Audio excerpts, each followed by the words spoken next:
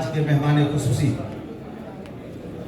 इज्जत मां वाली जनाब जन सुराज के लोहे रवा मेरे कारवां प्रशांत किशोर जी, सबसे पहले आज इस अल्पसंख्यक के बैठक में, अकलियत के बैठक में मैं अपने रूह रवा और मीर कारवां का पुरजोर खैर मुक़द्दम करते हैं और इस्तक़बाल करते हैं। मैं आपके और उनके बीच दीवार बनना नहीं चाहता, लेकिन एक बात याद दिलाना चाहता हूं कि जन सुराज का पहला जनप्रतिनिधि के हैसियत से जन सुराज ने पहला नाम जो सोच कर रखा और सदन के अंदर भेजा, उसका नाम आफाक अहमद है। इससे उसका दिल व दिमाग यह स्पष्ट होता है कि किसी चिराग का अपना जहां भी जाएगा रोशनी फैलाएगा।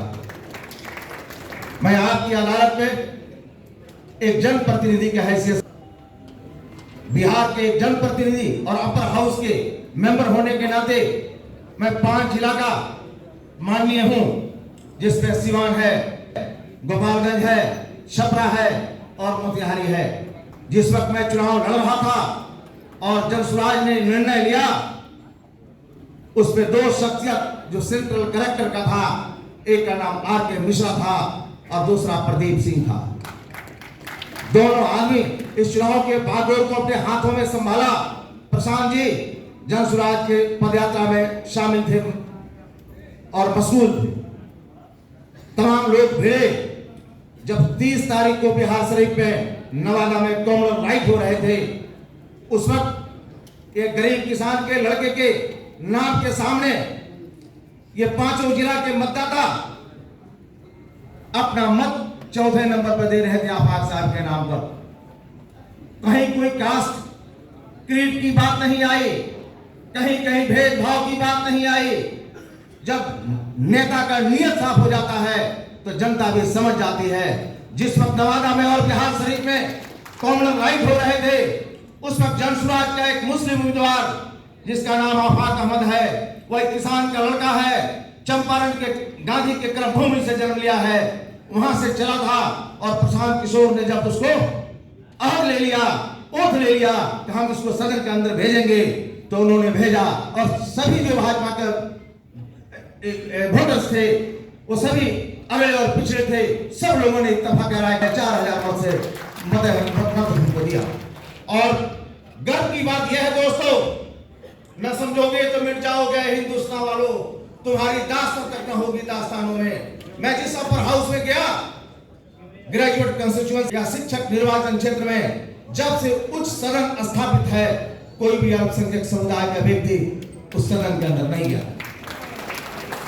मैं आपकी अदालत में दीन के उजाले में, प्रकाश के सामने जो जिंदगी है और कामयाबी की अलामत भी है, मैं आपको आश्वस्त करना चाहता हूं कि जिस बागडोर को हम लोगों ने पकड़ा है, जो व्यक्ति जन सुराज का संस्थापक है, जिसके चेहरे पर भारत का खूबसूरत मानचित्र है, जो 2 अक्टूबर 2022 से चला और बिहार के कोने कोने में पसीना बहा रहा है। 108 वर्षों के बाद, गांधी के सत्याग्रह के बाद, बिहार का एक ऐसा लीडर जो गांव-गांव तक घूम रहा है और सीना ठोक कर कह रहा है कि तुम अपने बच्चे के नाम पर वोट दो, आने वाली व्यवस्था को बदलने के नाम पर वोट दो। अगर तुमने नहीं किया तो आने वाली नस्ल तुम्हें माफ नहीं करेगी और तुम पछताओगे। एक समय आएगा कि आज तो लोग मुस्लिम बस्तियों में वोट मांगने नहीं जा रहे हैं, टिकट देने की बात तो छोड़ दीजिए। मैंने देखा है 2024 के चुनाव में, मैं चंपारण का रहने वाला हूं, वही बेतिया के सरजमीन से डॉक्टर फरियाजुल आलम एमपी बना करते थे, वहीं से केदार पांडे जी भी एमपी बना करते थे। लेकिन आज मुस्लिम बस्तियों में एक कैंडिडेट वोट मांगने के लिए नहीं जा रहा है कि कहीं हो सकता है कोई टोपी वाला या दाढ़ी वाला मेरे साथ फोटो खिंचवा ले और वायरल कर दे। ये दौर आ गया है। कौन कहता है कि दौलत चाहता हूं, झूठ ये भी है कि जन्नत चाहता हूं, है फकत मासूम सी मेरी तमन्ना, मैं तेरी मोहब्बत चाहता हूं। मैं प्रशांत किशोर से कहना चाहता हूं कि हम 18% आबादी वाले लोग हैं। हम अपने लोगों की अदालत में बहुत मजबूती के साथ, पूरे अज़्म के साथ और कुव्वत और ज़हानत के साथ होश हवास के अंदर कहना चाहते हैं कि अगर हम लोगों ने साथ दिया आने वाले कल में, तो प्रशांत किशोर सकारात्मक सोच के मालिक हैं, उनका चेहरा चमकता है, उसके चेहरे पर भारत का मानचित्र अंकित है। हम भारत के निवासी हैं, हम इसके तरक्की के हिस्सेदार हैं, हम भागीदारी मांग रहे हैं।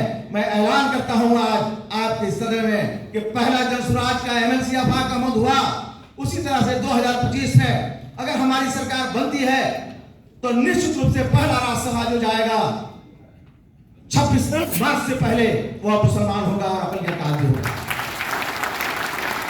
मैं पूर्ण रूप से लड़कर अपने पार्टी के लोगों से हाथ जोड़कर मैं कहूंगा कि मैं पहला एमएलसी अगर आपने अल्पसंख्यक को बनाया तो 2026 के मार्च के पहले फिर एक अल्पसंख्यक को आप सांसद बनाइए जो दिल्ली में जाकर आपकी नुमाइंदगी कर सके। दोस्तों, समय कम है, लेकिन एक बात जरूर कहेंगे कि मुसलसल काविशों से ही बना करती है तकदीरें, जो थक कर बैठ जाते हैं उन्हें मंजिल नहीं मिलती।